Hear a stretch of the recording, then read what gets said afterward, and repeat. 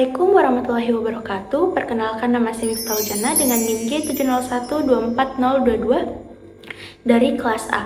Pada video kali ini saya akan membuat tugas pendahuluan percobaan 4, yaitu identifikasi parasetamol dengan metode kromatografi lapis tipis guna memenuhi tugas pendahuluan praktikum analisis farmasi. Baik, langsung saja kita ke soal yang pertama, yaitu apa peran prinsip dasar dalam pemisahan senyawa pada metode kromatografi lapis tipis dan bagaimana peran fase diam serta fase gerak dalam proses tersebut. Jadi, prinsip dasar kromatografi lapis tipis adalah pemisahan senyawa berdasarkan perbedaan kepolaran dan afinitas terhadap fase diam dan fase gerak, di mana fase diam yang umumnya bersifat polar akan lebih kuat menahan senyawa polar, sedangkan fase gerak akan membawa senyawa naik sepanjang plat. Akibatnya, senyawa yang kurang polar akan bergerak lebih jauh dibandingkan senyawa yang lebih polar. Lanjut ke soal yang kedua, yaitu mengapa nilai RF dapat digunakan untuk mengidentifikasi suatu senyawa. Jelaskan syarat agar perbandingan RF antara sampel dan baku itu valid. Jadi, nilai RF itu dapat digunakan untuk mengidentifikasi suatu senyawa karena setiap senyawa memiliki nilai RF yang khas dalam kondisi tertentu yang bergantung pada interaksinya dengan fase diam dan fase gerak. Jika suatu sampel memiliki nilai RF yang sama atau sangat mendekati dengan baku, maka ada kemungkinan bahwa senyawa tersebut adalah sama.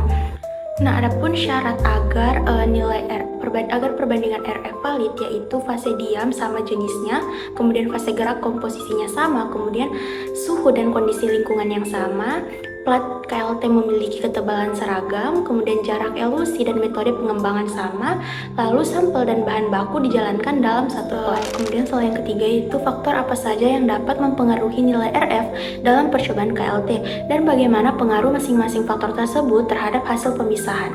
Jadi, nilai RF dipengaruhi oleh kepolaran fase gerak, jenis fase diam, kepolaran senyawa, ketebalan lapisan, jumlah sampel, serta suhu dan kejenuhan chamber. Jadi, perubahan faktor-faktor ini dapat menyebabkan nilai RF itu meningkat atau menurun sehingga mempengaruhi hasil pemisahan. Yaitu bagaimana cara menghitung nilai RF dan apa makna jika nilai RF sampel berbeda jauh dengan nilai RF baku. Jadi, nilai RF dihitung dengan membandingkan jarak yang ditempuh oleh senyawa terhadap jarak yang ditempuh oleh pelarut pada kromatografi lapis tipis.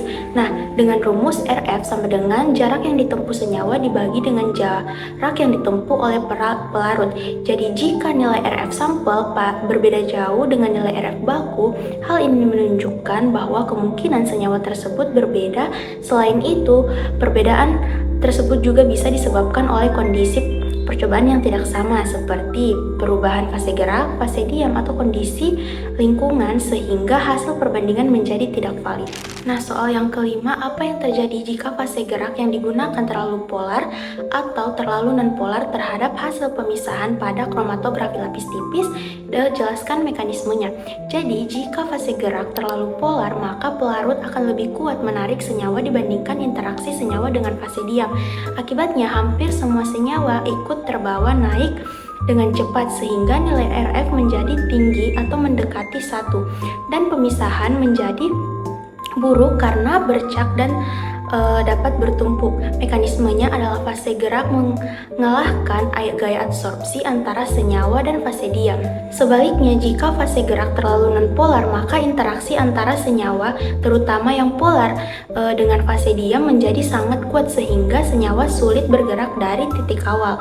Akibatnya nilai RF menjadi sangat kecil atau mendekati 0 dan pemisahan tidak terjadi dengan baik. Nah, mekanismenya adalah fase gerak tidak cukup kuat untuk melarutkan dan membawa senyawa naik pada plat. Sekian tugas video pendahuluan dari saya. Wassalamualaikum warahmatullahi wabarakatuh.